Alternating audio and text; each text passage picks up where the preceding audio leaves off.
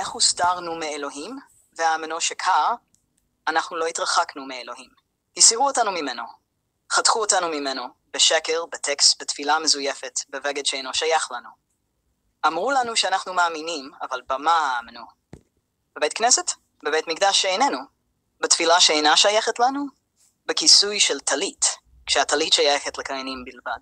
מה לנו ולטליתות? מה לנו ולמזבחות?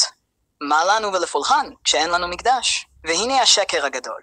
לא רק שהאדם הרגיל לא היה אמור להתפלל, הוא בכלל לא הורשה להתקרב לקודש. הוא לא הורשה ללבוש טלית, לא לגעת בקורבן, לא לברך ברכה של כהן.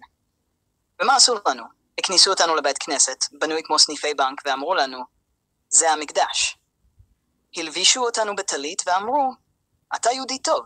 לימדו אותנו לברך כאילו אנחנו כהנים.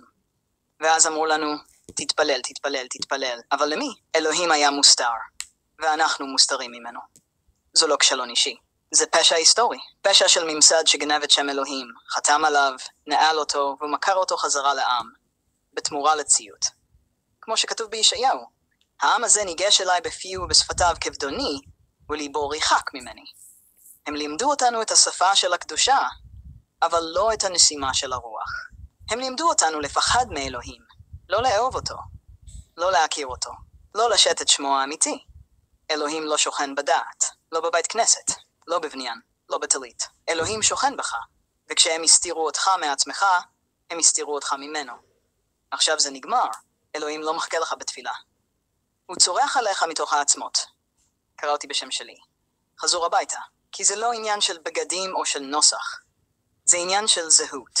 אם אינך יודע מי אתה, אינך יכול לדעת מי הוא. ועכשיו תראה, גם הנביאים ידעו. יחזקאל ידע, ישעיהו ידע, הם לא אהבו את הדת. הם נלחמו בה, ולכן אלוהים עכשיו מחזיר אותך. אלך, אל השם האמיתי שלך. אל הרוח שמנשבת בך, לא בטלית, לא בקיר. מוכן לגרסה chapter. Chapter, the hidden face. How we were cut off from God and believed a lie. We didn't walk away from God. We were removed. We were cut off. Through deception, ritual, false prayer, and garments that do not belong to us. They told us we were believers. But what did we believe in? A synagogue? A temple that doesn't exist? A prayer that isn't ours? A talit, when the talit was meant only for the priests? What do we have to do with talitot? What do we have to do with altars? What do we have to do with ritual when we have no temple? Here's the great deception. Not only was the average person never meant to pray, he was never even allowed to approach the holy. He was not to wear a talit, not to touch the offering, not to bless like a priest. So what did they do? They brought us into synagogues, built like bank branches, and told us, this is the temple. They dressed us in talitot and said, you're a good Jew. They taught us to bless, as if we were priests. And they said, pray, pray, pray. But to whom? God was hidden, and we were hidden from him. This is not a personal failure. It is a historic crime.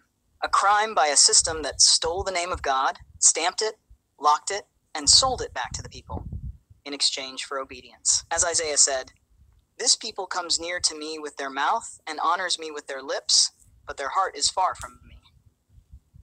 They taught us the language of holiness, but not the breath of the Spirit. They taught us to fear God, but not to love him, not to know him, not to carry his real name. God does not dwell in religion, not in a synagogue, not in a building, not in a talit. God dwells in you. And when they hid you from yourself, they hid you from him. Now it ends. God is not waiting in the prayer book.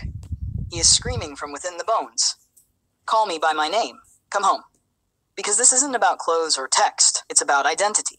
If you don't know who you are, you can't know who he is. And look, the prophets knew. Ezekiel knew. Isaiah knew. They didn't love religion. They fought it. And now God is bringing you back to yourself, to your real name, to the spirit that breathes in you, not in the cloth, not in the wall.